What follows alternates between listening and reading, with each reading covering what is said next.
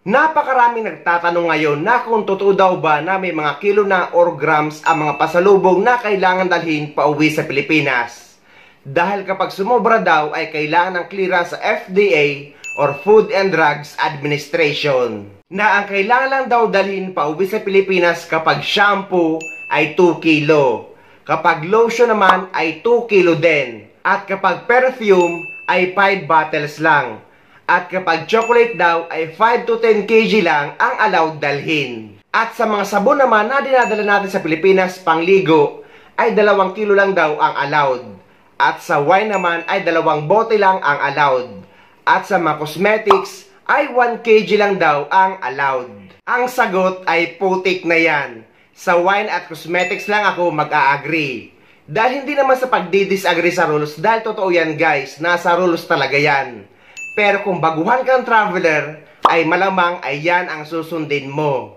Pero kung madalas ka namang nagbabakasyon sa Pilipinas or kung maraming beses ka nang nagbiyahe pa uwi sa Pilipinas para sa iyong bakasyon, ay alam nyong hindi yan totoo.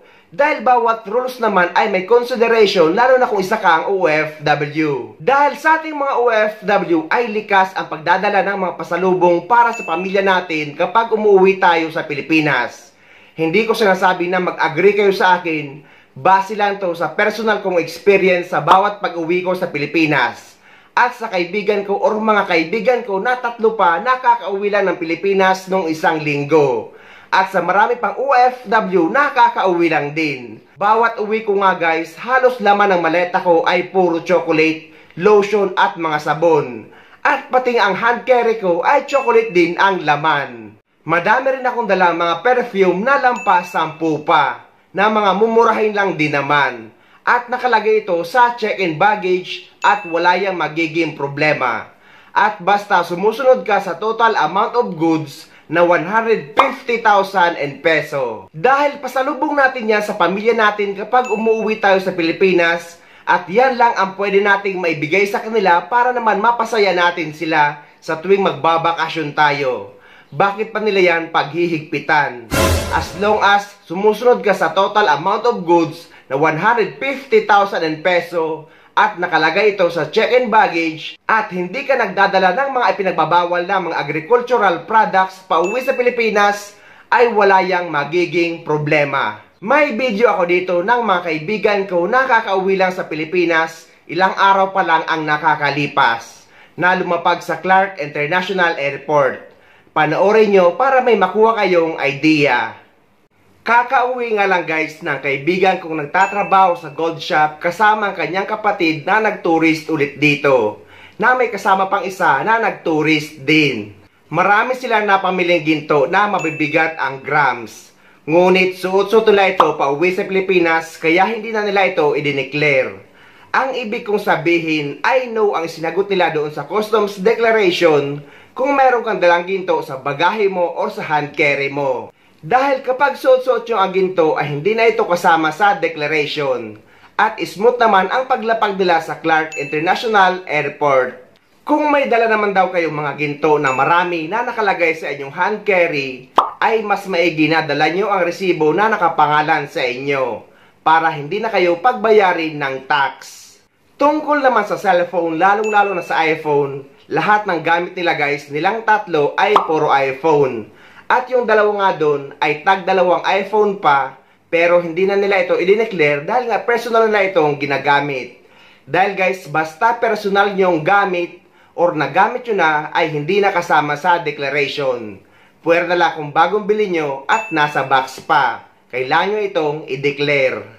Sa mga nagtatanong naman kung kailan pa daw ba i-declare ang chocolate, lotion, mga sabon at perfume, ang sagot guys ay hindi na. Dahil kasama na yan doon sa unang amount na ilalagay nyo na total amount of goods na hindi lalampas sa 150,000 pesos at ito ay tax-free. Hindi nyo ito kailangan ilagay sa number 12 na iisa-isa nyo guys na para kayo maglilista ng grocery. Hindi na yon kailangan dahil kasama na yon sa declaration nyo ng amount of goods. At sa mga nagtatanong kung pwede daw ba magdala ng 10 perfume, ang sagot guys ay yes, pero dapat ilagay nyo ito sa inyong check-in baggage dahil sa hand carry ay 100 ml lang ang allowed na liquid.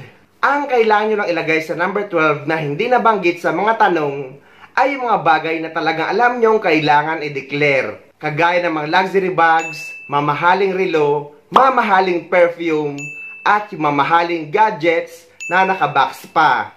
Pero kung wala naman, ay i-click nyo lang yung no sa number 12. Iwasan nyo din daw ang pagdadala ng mga padala galing sa kaibigan ng mga mamahaling gamit, kagaya ng ginto, mga cellphone at iba pa, lalo na kung hindi nakapangalan sa inyo ang resibo. Dahil yan ang mga posibleng pagbayaran ng tax or pagbayarin ng tax. Doon sila mahigpit.